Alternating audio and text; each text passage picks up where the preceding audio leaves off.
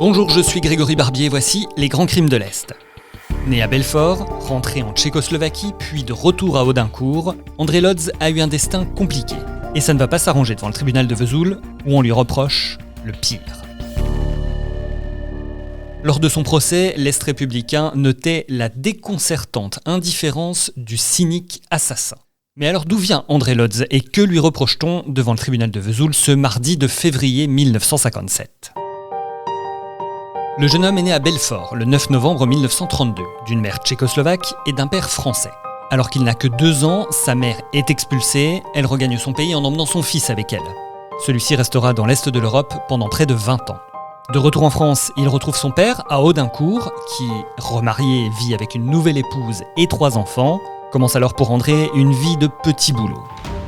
Réformé après 3 mois de service militaire, il travaille dans différentes usines, il se fait héberger par son oncle, à qui il dérobe de l'argent, puis il vit en sauvage pendant plusieurs mois, trouvant des ressources dans la vente de champignons et passant son temps dans une grotte aux environs de Montbéliard.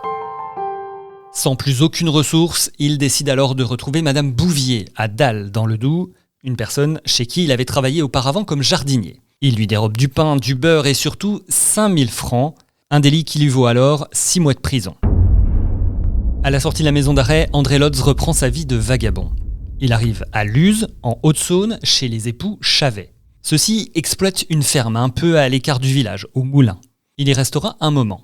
Quelques mois plus tard, la roue semble enfin tourner. Il trouve un emploi de cantonnier SNCF à Saint-Loup, toujours en Haute-Saône. Mais il est congédié en raison de son casier judiciaire. Le 4 février 1956, André Lodz revient à la ferme Chavet.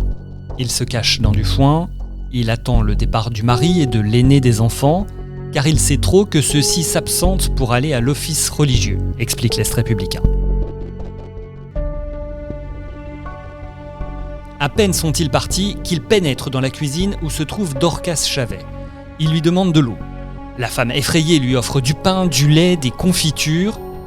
Il finit par ressortir, il hésite, et finalement il revient armé d'une hache qu'il avait trouvée. Il frappe la mère de famille, elle lui avoue où les économies du couple sont cachées. Selon les versions, il a trouvé entre 22 000 et 75 000 francs. Il repart après avoir achevé sa victime avec un cynisme inhumain, ça ce sont les mots du journaliste de l'époque, frappant jusqu'à ce que la malheureuse s'écroule dans une mare de sang.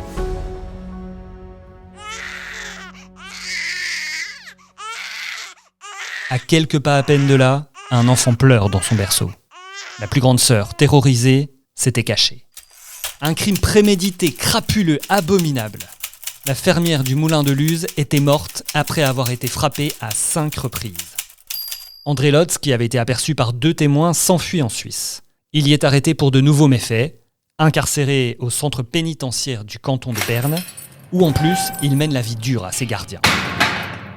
Après avoir purgé sa peine, le 13 juin 1956, il est extradé et transféré à la prison de Vesoul, où il est jugé ce 26 février 1957. La fougueuse plaidoirie d'un de ses défenseurs, Maître Raymond, qui retrace la lourde hérédité qui pèse sur son client, n'y change rien. Sa naissance dans un foyer d'alcoolique, la mort brutale de sa mère ne troubleront visiblement pas les jurés. L'Est républicain évoque le verdict. Lodz aura la tête tranchée dans la cour de la prison de Besançon. Telle est la sentence prononcée mardi à 23h25 par la cour d'assises de la Haute-Saône. L'homme est envoyé à Besançon pour prendre place dans la cellule des condamnés à mort. Selon l'Est républicain, la guillotine n'avait pas fonctionné dans la cité comtoise depuis le 28 février 1891.